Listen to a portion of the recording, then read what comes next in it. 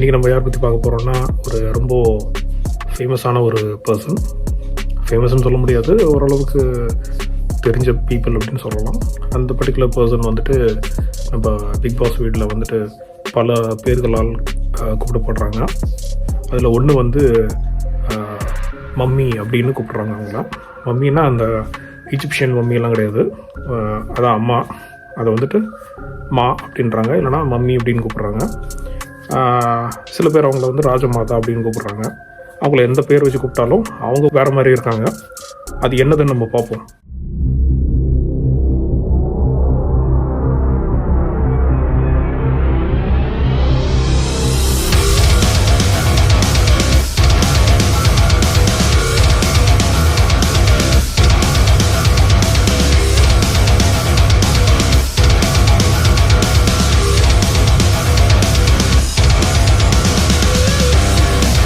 Hey guys, welcome back to another video.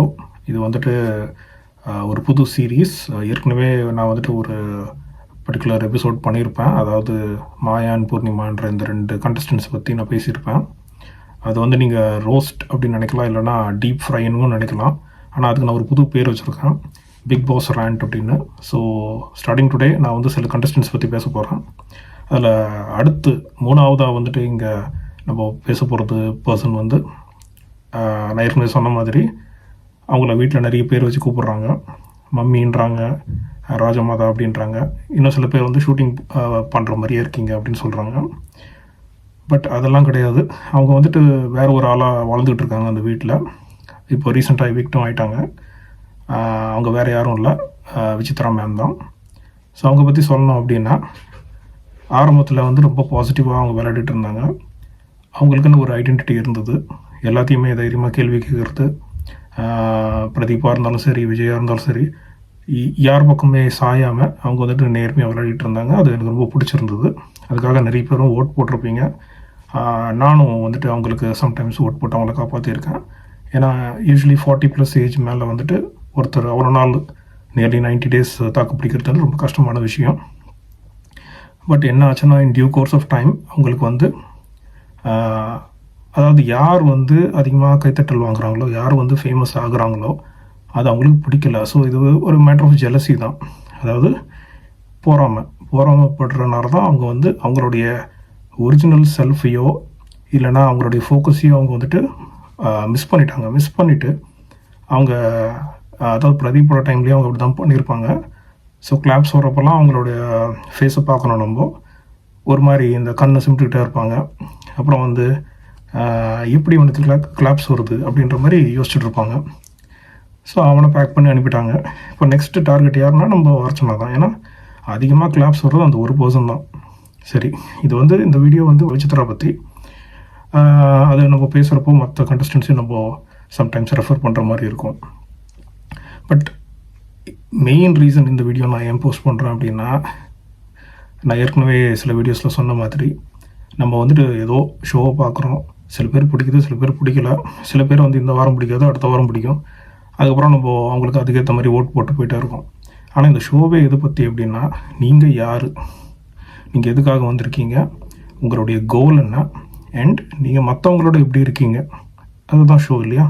இது ஷோவாக நடக்கிறதுனால குறிப்பிட்ட கண்டஸ்டன்ஸோடு நடக்குது. இது சொல்லப்போனால் இது எல்லாருக்குமே ஒரு தேவையான ஒரு எக்ஸ்பெரிமெண்ட்டுன்னு சொல்லலாம். நம்ம எல்லாருமே அதில் பார்ட்டிசிபேட் பண்ணுற மாதிரி இருந்தால் நம்ம நல்லவன் நம்புகிற ஆள் வந்து உண்மையாக வந்து நல்லவனா அப்படின்னு தெரிஞ்சுக்கிறதுக்கு ஒரு ஆப்பர்ச்சுனிட்டி இது.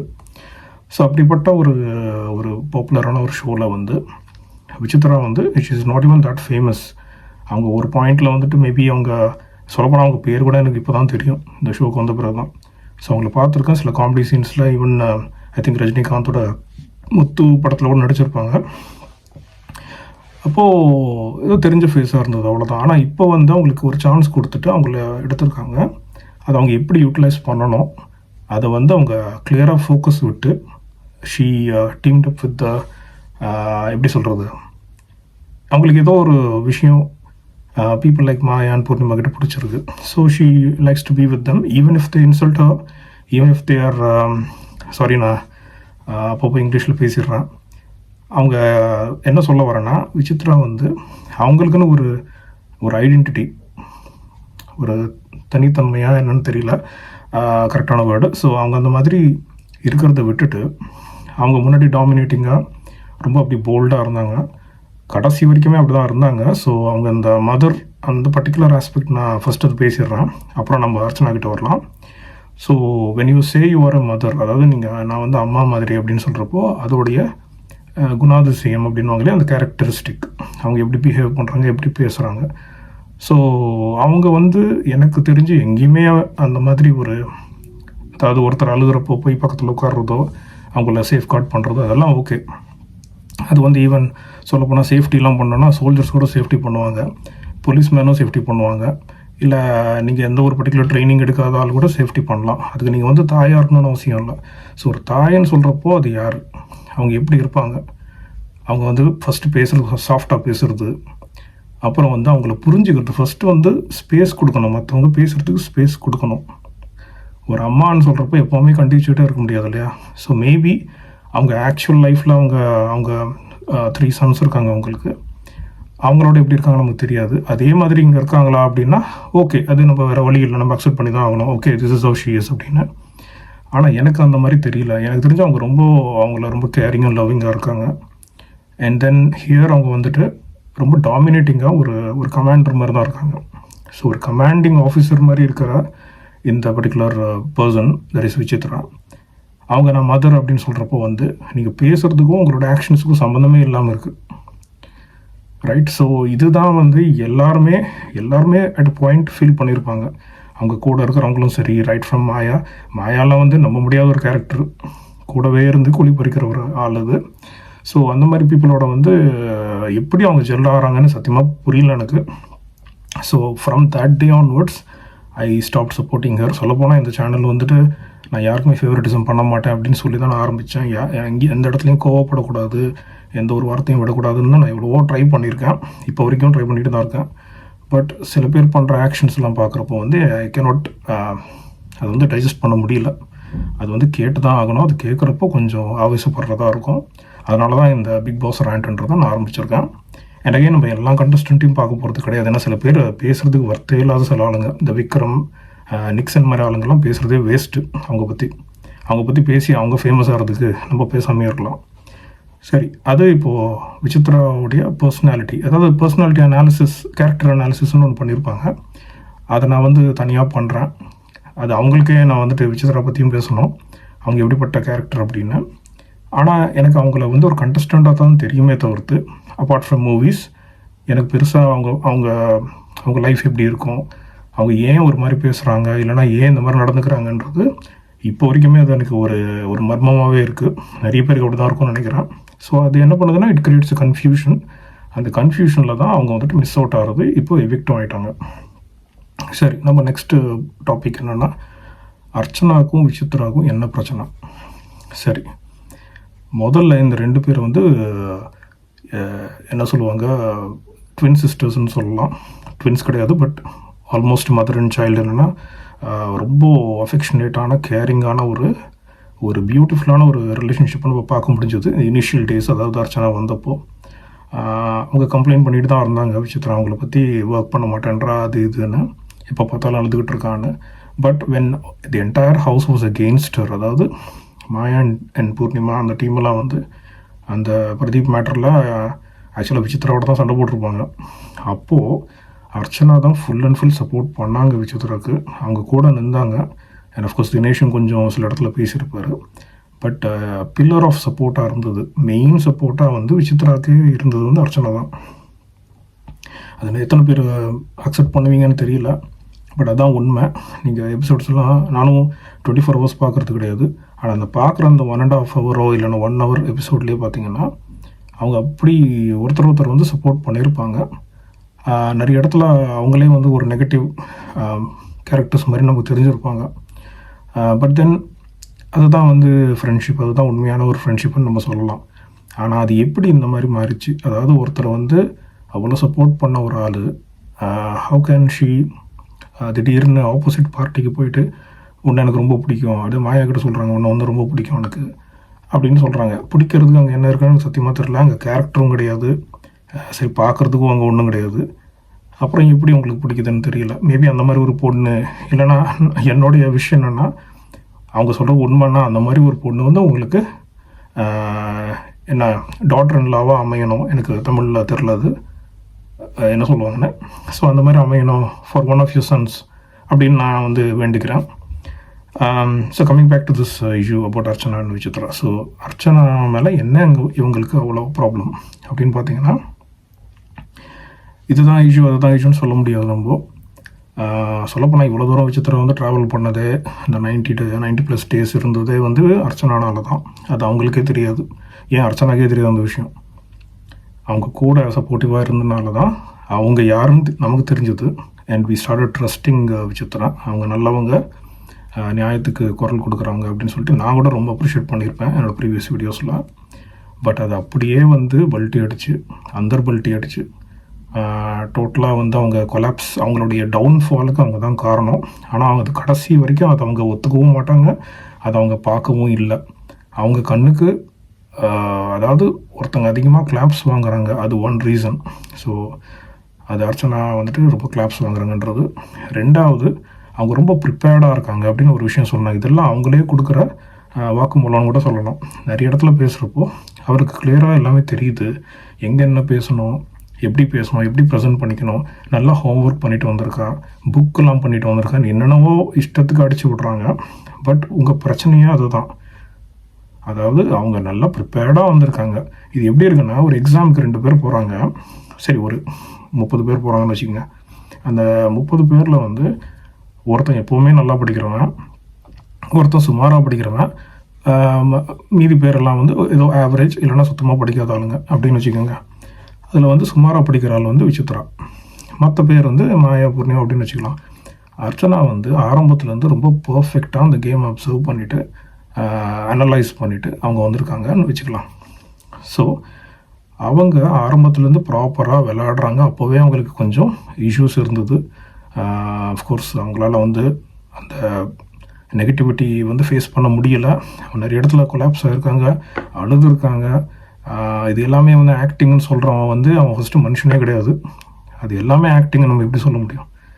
ஏன்னா நானும் அழுதுருக்கேன். ஒரு மனுஷன்னா அழுக வரணும், கோபம் வரணும், தூக்கம் வரணும், இது ஹங்கர் இருக்கணும், அதாவது பசிக்கணும், எல்லாமே இருக்கணும். அதுதான் மனுஷன் இல்லையா? இவங்களுக்கு தான் பசிக்கும், இவனுக்கு தான் கோவம் வரும் அப்படின்னா அது என்னது? எனக்கு புரியல அது. அப்போ அங்கெல்லாம் மேனுஃபேக்சர் பண்ணிட்டு வராங்களா? இல்லை, இப்படி தான் இருப்பாங்கன்னு. நீங்கள் ஒருத்தரை வந்து இப்படி தான் பிஹேவ் பண்ணுவாங்கன்னு நீங்கள் டிஃபைனே பண்ண முடியாது. பட் ஏன் நான் வந்து விசித்ரா மேட்டரில் இது நான் சந்தேகப்படுறேன் அப்படின்னா, அவங்களுக்கு ஒரு சாலிட் ரீசனே கிடையாது. எந்த இடத்துலையுமே வந்து அர்ச்சனா அவங்கள அவமரியாதை பண்ணியிருக்க மாட்டாங்க. ஈவன் இந்த பொம்மை டாஸ்க் கூட பார்த்தீங்கன்னா அவங்க உண்மையை தான் சொல்லியிருப்பாங்க. உண்மை சொன்னது தாங்க பிரச்சனை. நிறைய பேருக்கு இப்போது உண்மையை பேசுகிறதுக்கே ஃபஸ்ட்டு வாய் வராது. அப்படியே பேசிட்டாலும் அதனால் என்ன நடக்கும் அப்படின்னு ஒரு பயம் இருக்கும். இதனாலேயே முக்கால்வாசி பேர் பேசவே மாட்டாங்க. தப்பு நடந்தால் கூட சும்மா இருப்பாங்க. அப்படிலாம் இல்லாமல் அர்ச்சனா வந்து அவங்களா இருக்காங்க. ரெண்டாவது, தைரியமாக பேச வேண்டிய இடத்துல பேசுகிறாங்க. எங்கே சப்போர்ட் பண்ணணுமோ சப்போர்ட்டும் பண்ணுறாங்க. சொல்லப்போனால் நம்மளில் ஒருத்தராக நமக்கு ஒரு தலைவர் இல்லை தலைவி வேணும் அப்படின்னா, நான் பொலிட்டிக்கலாக சொல்லலாம், ஒருத்தர் வந்து வாய்ஸ் அவுட் பண்ணுற ஒரு ஆள் வேணும். அவங்க பர்சனலாக எப்படிப்பட்ட ஆளுன்னு நமக்கு தெரியாது. பட் ஒரு டீம் ஆஃப் பீப்புள் இருக்கிறப்போ, ஒரு வீடு அப்படின்னு இருக்கிறப்போ, ஒரு தப்பு நடக்குது இல்லைனா ஏதோ ஒரு விஷயம் நமக்கு கிடைக்கல, மற்றவங்களுக்கு கிடைக்குதுன்றப்போ நம்ம அது கேட்குறதுல தப்பே இல்லை. அது கேட்க வேண்டிய விதம் இருக்குது. அதை வந்து அர்ச்சனா மேபி நாட் 100%, 98% இல்லை சரி 90% compared to others she is for better. அந்த ஒரு ரீசனுக்கு நான் இது வந்துட்டு அவங்களுக்கு சப்போர்ட்டோ இல்லை என்ன சொல்கிறது பிஆரோ நான் பண்ணல. அவங்க எந்த பிஆர் எதுன்னு எனக்கு தெரியாது. ஏன்னா பிஆர் இல்லாமல் யாருமே உள்ளே வர முடியாது.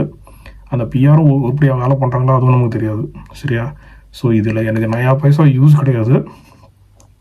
But purely out of my concern for people and especially for people like Aari, Azeem, previous winners எல்லாரும் சொல்கிறேன் நான். யாருக்கெல்லாம் வந்து அந்த ப்ராப்பரான அந்த ஆப்பர்ச்சுனிட்டி கிடைக்கலையோ பேசுகிறதுக்கு, அவங்க சைடு இருக்கிற நியாயத்தை பேசுகிறதுக்கு ஆப்பர்ச்சுனிட்டி கிடைச்சிருக்காது, அதுக்குள்ளேயே ஷோ முடிஞ்சு போயிருக்கும். அந்த மாதிரி பீப்புளுக்காக நான் இப்போவும் நான் வாய்ஸ் அவுட் பண்ணிக்கிட்டு தான் இருக்கேன். Whether it's Pradeep or Archana or even Vishnu பற்றியெல்லாம் இன்னும் நிறைய நான் பேசணும். அவரை வந்து ரொம்பவே ஒரு நெகட்டிவ் கேரக்டராகவே பெயிண்ட் பண்ணிகிட்டு இருக்காங்க, எஸ்பெஷலி மாயா. அவர் அப்படிலாம் எந்த ஒரு நம்பிக்கை துரோகம் யாருக்கும் பண்ணல. நம்ம அதை பற்றி தனியாக பார்ப்போம். ஸோ மெயின் திங் என்ன அப்படின்னா, நல்லா இருந்த இந்த ஃப்ரெண்ட்ஷிப் இல்லைன்னா இந்த மதர்லி கால்டு மதர்லி லவ் இருக்கு இல்லையா, அது வந்து ஃபர்ஸ்ட் ஆஃப் ஆல் ஃபேக். சரியா? ஸோ அவங்க மதரும் கிடையாது, அங்கே லவ்வும் கிடையாது, எந்த அஃபெக்ஷனும் கிடையாது. She doesn't care about any one. அவங்க ஒரு இடத்துல சொல்லியிருப்பாங்க பிகினிங்கில், நான் வந்தது வந்து கால் ஷீட் ஃப்ரீயாக இருந்தது அதனால் வந்தேன் அப்படின்னாங்க. அவங்களுக்கு வின் பண்ணுற ஐடியாவே கிடையாது. அப்படிப்பட்ட ஆள் வந்து எதுக்காக யுவர் போக்கிங் நோஸ், அதாவது மற்றவங்க விஷயத்தில் நீங்கள் போய் பேசுகிறது, இன்னும் சில இடம்லாம் ரொம்ப வேர்ஸ்ட்டாக அவங்க பேசியிருப்பாங்க. அப்படிலாம் எந்த தாயும் பேச மாட்டாங்க. அது உங்கள் ஓன் டாட்டரையே பேசுகிற தப்பு. நீங்கள் இன்னொருத்தவங்களை நீங்கள் டாட்டர்னு சொல்கிறப்போ உங்கள் treatment of the daughters itself is different. அதாவது ஒரு இடத்துல நான் இதை ட்விட்டரில் தான் பார்த்தேன், மேபி இந்த 24 ஹவர்ஸில் நடந்திருக்கும் போல்.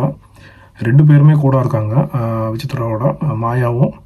ஐ திங்க் மாயா வந்துட்டு தோளில் சாஞ்சிட்ருக்காங்கன்னு நினைக்கிறேன், அவர் மடியில் தலையை வச்சு படுத்துருக்காங்க விசித்ரா மடியில். ஸோ அண்ட் அர்ச்சனாவும் படுத்துக்கிட்டு இருக்காங்க. அண்ட் ஒருத்தங்களை மட்டும் இப்படி கன்னத்தில் இப்படி முத்தம் கொடுக்குறாங்க விசித்ரா. இவங்கள சும்மா மேலே கை மட்டும் போட்டிருக்காங்க அர்ச்சனா மேலே. ஸோ அர்ச்சனா வந்து அதை பார்த்துட்டாங்க. ஸோ வேறு யாராக இருந்தால் அவங்க எப்படி, ஐ திங்க் அவங்க அப்சர்வ் பண்ணுறாங்க, ஃபீல் பண்ணுறாங்க, எல்லா இடத்துலையும் அவங்களால அழ முடியல. ஏன்னா அது அழுவுறதே ஒரு விஷயமா அவங்க எல்லாருமே பேசுகிறனால கண்டிப்பாக ஹர்ட் ஆகிருப்பாங்க. ஸோ அவங்கள மட்டும் இப்படி பார்க்குறீங்க, அவங்க என்ன பண்ணிட்டாங்க அப்படி, அது நம்ம கண் கூட பார்க்க முடியுது. ஸோ விசித்ரா பற்றி சொல்லணும் அப்படின்னா, அவங்க வந்து ஷீ ruined her கேம். சொல்லப்போனால் அவங்க லாஸ்ட் வரைக்கும் வர்றது பெரிய விஷயம் கிடையாது. சொல்லப்போனால் அவங்க ஷீ கூட one the title it self. அவங்க இன்னும் கொஞ்சம் பர்ஃபெக்டாக விளையாடி இருந்தால் அட்லீஸ்ட் ஒரு ரன்னர் அப் மாதிரி வந்திருப்பாங்க. And both of them would be in the stage with maybe இப்போது எனக்கு தெரியாது who's gonna be the final 2 people. அதில் யார் வின் பண்ண போகிறாங்கன்னு தெரியல. So based on the votes I can guess it's gonna be Archana and Mani, இல்லைனா அர்ச்சனா அண்ட் தினேஷாக இருப்பாங்க. இந்த 2 பேர் தான் இருக்கிறது சான்ஸ் இருக்குது. So let's see how it goes.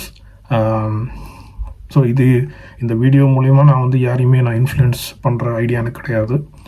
உங்களுக்கு யார் பிடிச்சிருக்கோ அவங்களுக்கு ஓட் போடுங்க, but please do it on a daily basis. And again I believe ஹாட்ஸ்டாரில் இருக்கிற ஆக்சஸ் இருக்கிற பீப்புள் தான் அவங்க ஓட் மட்டும்தான் செல்லும்னு நினைக்கிறேன். But that's besides the point. So இதுதான் விஷயம் ஆக்சுவலாக. ஸோ விசித்ராவுக்கு வந்துட்டு அவங்களுக்கு ஆக்சுவலாக எதுவுமே அர்ச்சனா மேலே அகெயின்ஸ்டாக கிடையாது. அவங்களாவே ஒரு ரீசனை க்ரியேட் பண்ணிக்கிட்டு அவங்க அந்த மாதிரி பேசிக்கலி அவங்க she wants to stay away from Archana.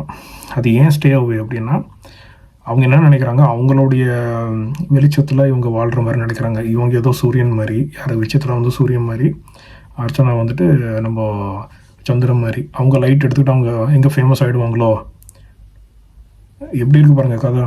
யாருனால யார் அங்கே வாழ்கிறாங்க, யார் இவ்வளோ நாள் இருந்தாங்க, அது நமக்கு தெரியும் ஆடியன்ஸாக. ஆனால் அவங்க அதை அப்படியே ஆப்போசிட்டாக நினச்சிக்கிட்டு தான் அவங்கள ஓரம் கட்டிட்டாங்க. உன் கூட இருந்தாலும் நான் ஃபேமஸ் ஆகவேனா, நீ கூடவே வரேன்ற மாதிரி தான். அதை சொல்ல முடியாமல் தான் என்னென்னவோ ரீசன்ஸ் எல்லாம் கண்டுபிடிச்சி ஈவன் இந்த பீரியட்ஸ் பெயின் பற்றிலாம் பேசியிருப்பாங்க. அது என்னமோ ஆஸ் எ மேன் எனக்கே வந்து அது ரொம்ப அசிங்கமாகவும் இருந்தது அவங்க சொல்கிறப்போ. அதுவும் அத்தனை பேர் முன்னாடி, எஸ்பெஷலி அர்ச்சனானா பிடிக்காத பேர் நிறைய பேர் இருக்காங்க. அவங்கெல்லாம் என்ன நினைப்பாங்க, எஸ்பெஷலி மென் முன்னாடி இப்படி நீங்கள் பேசுகிறது வந்து மென்னே ஒத்துக்க மாட்டாங்க. ஒரு லேடியாக நீ வந்து அம்மான்னு வேற சொல்கிற, நீ இப்படிலாம் பேசுகிறன்னா உன்னை என்ன பண்ணணும்? உன்னை நீ எனக்கு கேட்டால் தயவுசெய்து எந்த ஷோக்கு நீ வந்துடாத, எந்த படத்துலையும் நீ போயிடாத, நீ நடித்தது போதும், தயவுசெய்து ஃபேமிலி அப்படின்னு இருக்கிறது நல்லது. அது உன்னுடைய ஓன் மரியாதைக்கு நல்லது, அவ்வளோதான் சொல்லுவேன். அண்ட் இவ்வளோ தூரம் பேஷன்ஸோட கேட்டதுக்கு ரொம்ப நன்றி. நான் அடுத்த வீடியோவில் உங்களை சந்திக்கிறேன். Until then, it's bye from me, Jake.